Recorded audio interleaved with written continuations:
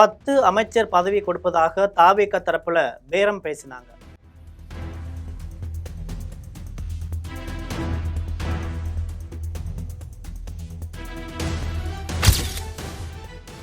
போட்டு உடைத்த கே.சி. வீரமணி.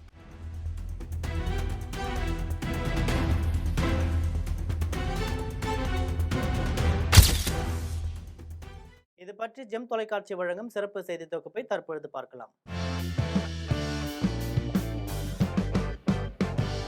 தாவேக தரப்பிலிருந்து 10 அமைச்சர் பதவி தருவதாக பேரம் பேசப்பட்டதாக அதிமுக எம்எல்ஏ கே.சி. வீரமணி தெரிவித்திருப்பது பரபரப்பை ஏற்படுத்தியிருக்கு. தாவேகா மீது குதிரை பேரம் குற்றச்சாட்டு எழுந்திருக்கும் சூழலில் எஸ்பி வேலுமணி தரப்பு ஆதரவு எம்எல்ஏ கே.சி. வீரமணி பேசியிருப்பது அதிர்ச்சியை ஏற்படுத்தியிருக்கு. சட்டசபை தேர்தலில் அடைந்த தோல்விக்கு பின் அதிமுகவில் உச்சக்கட்ட மோதல் ஏற்பட்டிருக்கு. எடப்பாடி பழனிசாமி தலைமையில் 22 எம்எல்ஏக்களும் எஸ்பி வேலுமணி தலைமையில் 25 எம்எல்ஏக்களும் பிரிந்து செயல்பட்டு வராங்க.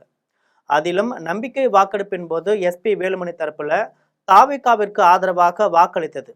இதனால எடப்பாடி பழனிசாமி அவர்களின் கட்சி பதவியை பறித்தார். ஆனா அதிமுக எம்எல்ஏ லீமா ரோஸ் பதவியை மட்டும் பறிக்கல.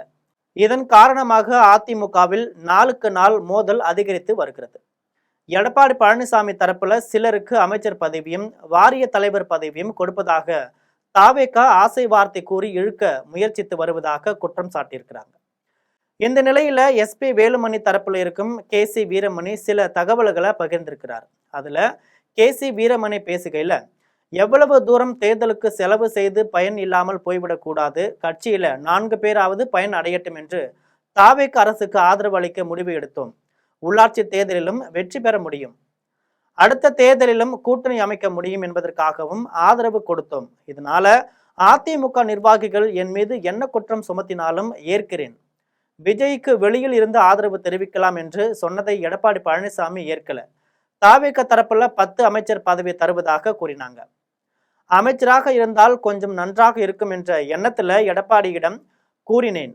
எடப்பாடி பழனிசாமி தான் எங்களின் பொதுச் செயலாளர், அவர் பின்னால் தான் இருப்போம். அதே போல தாவேக ஆதரவு நிலைப்பாட்டில் எந்த மாற்றமும் இல்லை. எஸ்பி வேலுமணி மற்றும் சி.வி. சண்முகம் தலைமையில செயல்பட்டு வருகிறோம் என்று தெரிவிச்சிருக்கிறார். தாவேகா மீது எடப்பாடி பழனிசாமி குதிரை பேர குற்றச்சாட்டை முன்வைத்திருக்கிறார். இப்படியான சூழ்நிலையில தாவேகாவிலிருந்து 10 பேருக்கு அமைச்சர் பதவி கொடுப்பதாக பேசினாங்க என்று கே.சி. வீரமணி போட்டு உடைச்சிருக்கிறார். இதனால தூய சக்தி என்று சொல்லிக்கொள்ளும் தாவேகா மீது கடுமையான விமர்சனங்கள் எழுந்திருக்கு. இது போன்ற செய்திகளை தெரிந்து கொள்ள தொடர்ந்து ஜெம் தொலைக்காட்சியுடன் இணைந்திருங்கள். நன்றி, வணக்கம்.